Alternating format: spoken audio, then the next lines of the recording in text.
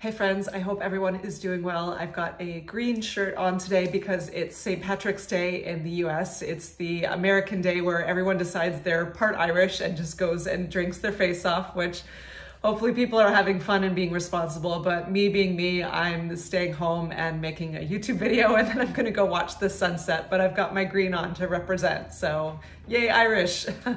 Anyway, speaking of green, we're gonna talk money today. A lot of you have been asking how I spend my money as an ultra minimalist. And while I don't like to obsess over money, it definitely is the epicenter of a lot of people's lives. We're all part of the system, we're all part of the game. I would love to get out of the system someday and live off grid and grow my own food, but right now I do not have the skills for that. And living in the bushes and foraging blueberries is just not quite where I want to be right now. So money is it's a tool.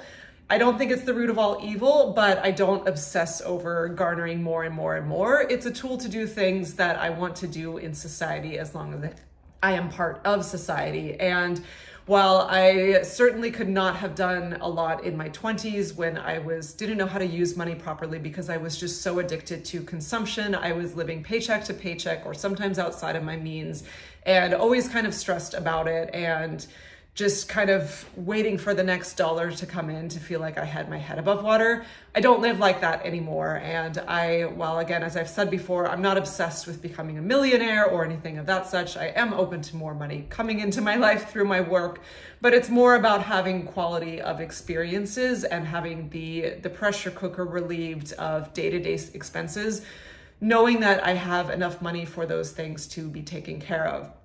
I will go over a list today. A lot of you, I have another video titled How I Keep My Finances Ultra Simple as an Extreme Minimalist. If you want to check that out for a more broad overview of steps I took and dailies or monthly patternings that I have that keep my finances simple, you can check that out. But this is going to be an exact spreadsheet, if you will, of my monthly expenses, yearly expenses, and then how I choose to spend my leftover money from there. So starting with annual expenses, here we go. I have just two one annual and one biannual expense. Annually, I have my car registration. It is $300. That's if you have a vehicle, you can't get around that. It is what it is. $300 once a year for my little Volkswagen Beetle that I have. And then biannually, the car insurance for that, you can pay it monthly, but I choose to pay once every 6 months. I do recommend this if you have options for bills like that and you have the expendable income to do that. The less bills you see per month, the better. So I just pay my car insurance twice a year. It's $350 each time. So that works out to roughly, I think $58-ish per month. But again, I'm only paying that once in January and then once in July. So it's nice not having to see that bill every single month. So those are the kind of bigger things that I pay every once in a while. And then moving on to monthly expenses. I know a lot of people out there can have many, many, many bills, and it's overwhelming when you have a huge stack of bills and it feels like you just can't get to any of them and it sits in the mail pile and you don't want to even open them up because you're scared to look at what the credit card statement says. I don't live like that, and I don't ever want to live like that. And I never had an outrageous amount of bills because you might have heard me say that I've never had a credit card, but I definitely used to have more in the past. Noticeably absent from this list is a car payment, streaming and cable services, and a credit card payment. So you've heard me say many times, I'm not into credit cards. I understand the points and the blah, blah, blah. You can watch my other finance video to see more in depth why I don't have a credit card and I never had a credit card, but it's wonderful for my monthly bills to never see a credit card statement. It is not something I have to worry about. It's not this overhanging demon that I'm scared to look at. I just don't have to deal with that. And it's a wonderful thing. And even if, I understand some people are responsible enough to pay it off every month. For me, it's more liberating to just never have that bill, so I don't. And then car payment, I paid off my car 11 years ago now. So I've not had a car payment in 11 years, and that is a wonderful thing. My car is getting older. I'm gonna hang on to him as much as I can, but not having a car payment has let me save a ton of money, and car payments are usually a very big expense of your monthly expenses. So I talk about how I paid off my car in my other video too, more in detail if you wanna check that out, but that is a wonderful thing to not have every month. And finally, streaming and cable services. I've talked about this in other minimal things. I just released a video, my digital media consumption, where I speak about this if you want to go more into depth into that. But I don't watch TV, and I don't have other streaming services like Hulu or Netflix or anything like that, because it's just way too much clutter, way too much stimulus, way too much opportunity for distraction, and just way too much screen time. It's just like addiction knocking at your door. So I do not have any streaming or cable services. That saves time and sanity for important things for me, like meditation or reading a nice book or listening to music or being in nature. And then B, it saves a ton of money. So those are all absent from my monthly bills. Now, getting to what my monthly bills actually are. What are they? Well, we'll start with the biggest one. I live on the beach in the North County of San Diego in a little town called Cardiff. And it is absolutely beautiful, but I kind of phrase it like I snuck in with the millionaires. I am in a very amazing neighborhood and kind of like a studio built off of someone's home. And my rent is not cheap. I pay $2,300 for a 450-ish square foot studio. Some people, depending on where you are in the world, that might sound normal, or that might sound like, oh, that's affordable. But I think probably most people hearing that would say that's outrageous. $2,300 for a 450 square foot. If you're not an American, to put it into perspective, my sister and brother-in-law live in North Carolina on the eastern side of the country, and their mortgage for their 3-bedroom, 2-bath home is $1,600. So I am paying a lot of money, but it's not, I don't say, oh, boo-hoo, poor me, because I'm choosing to be here. No one's holding a gun to my head saying I have to live in San Diego and I have to live on the beach. There's more affordable areas inland in San Diego, but I don't like them. I am paying, the way I look at it is I'm not paying just for this little box that I get to sleep and eat and shower in and film YouTube videos in. I am paying for this amazing neighborhood that I get to live in, and also paying for access to the beach. I live less than a 10-minute walk from my front door to one of the most beautiful beaches in the country, I think. So that is what I'm paying for. It's a whole lifestyle. And again, if I was living how I used to live in excess and outside of my means, there is no way I could afford to live here. But this perk of becoming very minimal now for 10 years and working very hard and being able to save my money because I'm not choosing to spend it on frivolous things has afforded me the opportunity to get to live in this extremely beautiful place. I'll put this pen down. I don't know why it's like my security blanket this video. Let's let that go. Anyway, getting this opportunity to live in such a beautiful place has been very healing for my soul and very nurturing and just very in alignment with where I am in my life right now. And will I stay here forever? Probably not. It does not feel sustainable. I like to move in general. I'm a gypsy. I've been in San Diego for 5 years now, and I'm definitely craving a shift, if you will. We'll see when that happens. I've learned to not force things so much at this stage in my life, but definitely the way rent is, I mean, San Diego's been named the most expensive housing or the worst expensive housing market in the entire US. So it's not a sustainable place to be long-term, but for right now at this stage in my life, it's a good container for me. And again, everything in life, or a lot of things in life, I should say, are a choice. So people boohoo and whine and complain about California rent, but well, we're choosing to be here, and it's expensive because everyone wants to be here, and they say, well, build more homes. But living on the coast, it's like, well, where? Like every square inch is built out with homes, and we're built right up to the bluffs, and there's just no more land. So I am choosing to be here, and I am choosing to pay this amount of money for now. And again, I can do that because I live so simply in other areas of my life. So that's the big main chunk. Again, $2,300 on rent of expenses per month. However, there is a caveat to that. That $2,300 includes my internet, my water, sewer, trash, and all of my utilities as well. So those can be a sizable bill, and those are included within my rent, so I don't ever see bills for those. So it does make the $2,300 a little bit less outrageous. Going on, there are actually very few monthly expenses I have after that. The next biggest one is my phone. I have Verizon. I've had Verizon since I was like a teenager, so forever ago. I've only ever had 2 different phone numbers.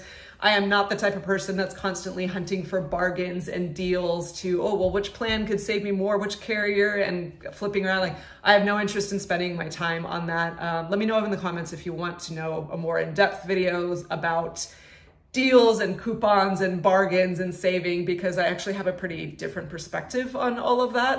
I don't really believe in it, but my phone, it's $130 a month. I have unlimited data, unlimited talk, text, internet, so I'm never worried about going over on minutes or data usages, and $130 seems totally reasonable for me for that. I don't have a computer, so my phone is my main internet, if you will, and to me that seems a reasonable expense to have unlimited access to all of those features. Next, I actually only have 3 more. I have my 2 streaming subscription services. The only 2 I have are Apple Music, which is $11 a month, and Dropbox, which is like $12 a month. Dropbox has all of my folders, or all of my pictures and a few like papers, documents type things in it, all just stored in the cloud. I've mentioned before, I don't have a laptop. I have no interest in having a laptop. My iPhone does everything a little computer would do. So Dropbox holds all of my physical copies in the cloud, if you will, and I'm happy to pay just a meager $12 a month to have that service. I do have just a little app on my phone, so if I ever want to find a paper that I need, a document that I need, or that picture from that one year of that funny event or whatever, I can just click on it and have access to it immediately. It's very convenient. Apple Music, I'm a huge music junkie. I don't have multiple streaming services. I talked about that in my other digital minimalism video. Apple Music does everything I need, and it's, again, a very affordable price, $10 or $11, something like that per month. So happy to pay that. The last expense, I would call this, I don't even want to call this a bill. Sorry, hairs in the mouth. I don't even want to call this a bill, because it's not, a bill is like, oh, that's something I have to do. This is something I'm absolutely choosing to do. I have a beautiful sponsor child named Miria in Uganda. I've been in her life we've been in each other's lives for 3 years now. It's a really cool company if you want to check them out. It's called Child Fund. They're really, I know some people get sketched out about certain charity organizations, but this one is rated really, really well. And it's really awesome because you actually get to connect with the child and their family. We are pen pals, and we write little letters back and forth, and you can send them special cards on their birthday or for holidays, and just getting to connect into their life. So that's been really cool. And it's $40 a month, but again, I don't see this as a bill. That's just something I absolutely want to do. And, but just being transparent about where money goes, that is a monthly thing as well. So all in all, I have those 2, the biannual and the annual bills of car registration, car insurance. I deal with those, 2 of them in January and then 1 more in July. But monthly, the amount of bills I see it's 5. So it's my rent, Dropbox and Apple Music, my phone, and then the child fund. So, and all of those besides my rent are auto deducted from my bank account, which I recommend that too, because I understand if you are living in a more tight budget and sometimes you're scared that something might get deducted, you're like, oh, I don't have the money for that. And then it bounces and you get the overdraft fee. I've had that happen in my 20s. It's a nightmare. Make sure you have enough money to set these up, but I definitely recommend setting those things up if you can, because it's just less clutter, less things to do, and it just takes care of itself. And all in all, though, I don't think 5 is a very high number. Let me know, how many bills do you have? How much are you paying per month on certain things? And do you feel overwhelmed by the amount of bills? Does it feel impossible to declutter them? But some of them aren't choices, of course, like you need to pay your rent, you need to pay your phone and whatever, but a lot of like things that streaming services or other subscriptions can be a choice. And then again, if you want to watch my finance video to see about paring back your finances, those are where things like the big things like not having a car payment and not having a credit card statement or other debt loan payments. I paid off my student loans years ago. Those are the big ones that really can relieve a lot of stress from your monthly bills. So I would definitely work on trying to scale those back if you can.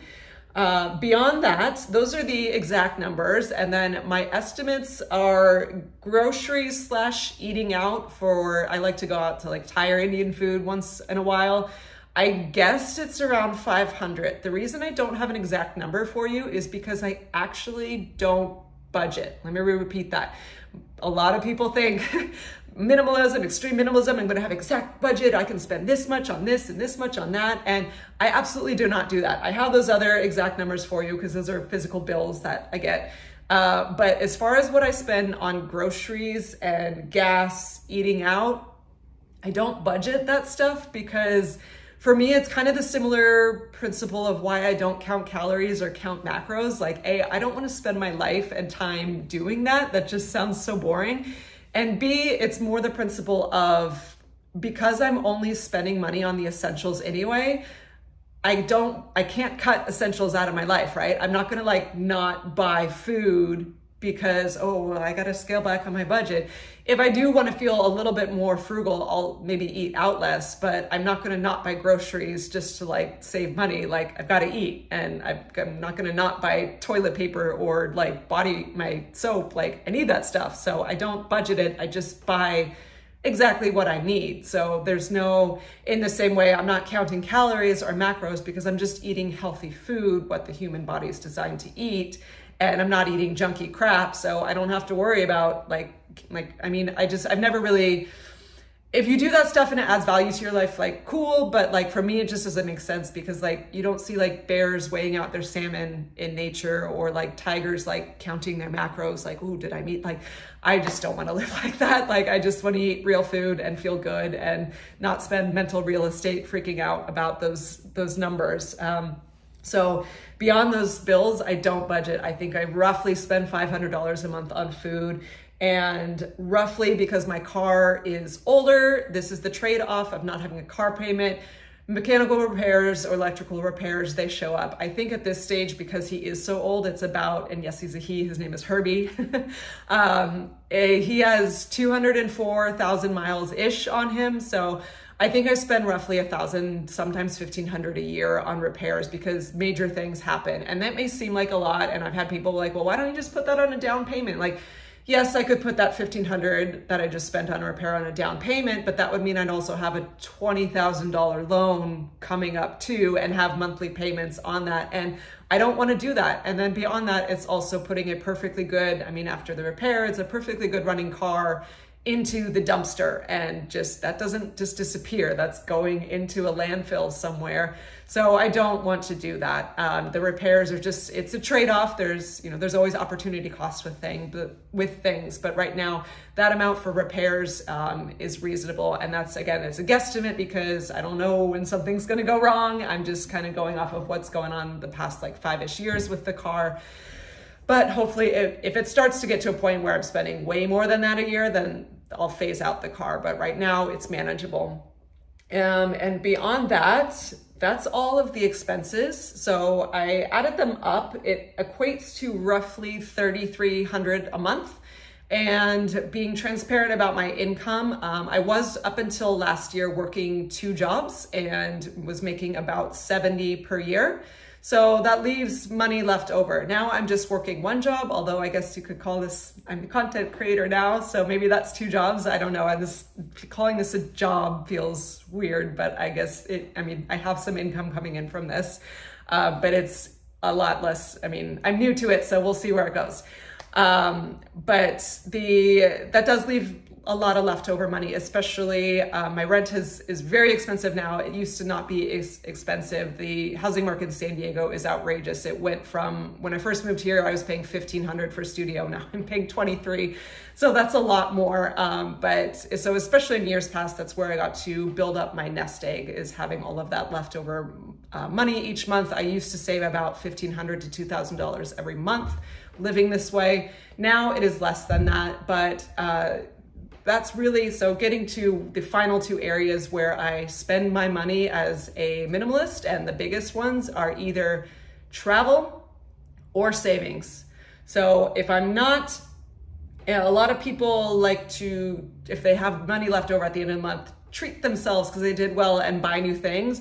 For me, I am very, very strict about it stays in savings, and that is how I've built my nest egg. That is how I have financial security and don't have to live paycheck to paycheck and can afford to live in such a good place. But also it has afforded me really amazing opportunities to travel. So the one thing I will dip into savings for a little bit, or at least watch my savings not grow as fast for, is travel. Last year, I took 3 months off. I did 2 months all in the Pacific Northwest and mostly in Oregon area, Portland, but a little bit in Washington, and went all over the place. And it was such an amazing, beautiful, magical time. Let me know if you want to hear more about that. I drove all the way from San Diego, almost to the border of Canada. So it was 2 months in the Pacific Northwest, and then I was in North Carolina for the birth of my nephew for almost 2 weeks. And then I had 3 weddings to go to. And then I also went to 2 Heilung concerts because those are so important to me.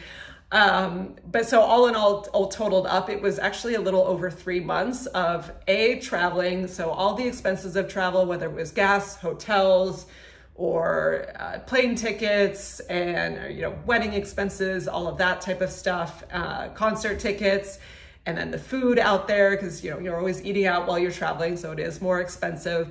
And then on top of that, I do not have paid vacation because I've opted to choose a profession. I work as a bartender in a restaurant. I don't get paid vacation, but the flip side is when I want to leave, I just say, hey, I'm taking 2 weeks or whatever, and they let me. So it's, again, more opportunity cost, but to me, that is freedom. So if I was living the way I used to live and I took 3 months off of work, I would be screwed with a capital S, and there's just no way I could do it. But last year, not working 3 months, the trade-off was my savings, my money has stayed kind of even. I built back up what I made or what I spent on traveling essentially. And it went down for those months that I was traveling. But again, that was for a really enriching, amazing experience because I loved to travel so much. And it was a choice. It wasn't just burning money on a new handbag or shoes or just, a night out drinking, because many of you, if you remember, I don't drink also, so that also saves a lot of money. Traveling is the most enriching thing for me. And for you, it might not be. Maybe you want to spend money on you're a hobby person, or you like to ride expensive bikes, and that's all great too. Like, everyone's got their thing. But the point of this is, if you pare back your expenses on, things that don't matter as much, and you keep your bills really simple, then you absolutely can have a lot more free money to do things that matter to you. And then you'll have a lot less stress each month. Again, I just have rent and those 4 other little bills that I see each month, but they're just little ones that get auto deducted. So I'm never actually even seeing a physical bill come into my house. And I definitely would not ever want to live any other way. So that is it for today. Let me know, how do bills stress you out? How do you spend your money? How would you like to stop spending your money? What are areas that you feel like you could have improvement on, or any questions on something you think I may not have covered in this? That is it for today. If you're in the US, this is not going to be posted today because the library is closed. My Wi-Fi, even though that's the kicker, it's included in my rent, but it sucks. So I upload all my videos at the library. But happy St. Patty's Day, belated St. Patty's Day to my American friends and everyone else. Happy whatever day it is in the world for you. And thank you for watching, and I'll see you in the next video. Bye.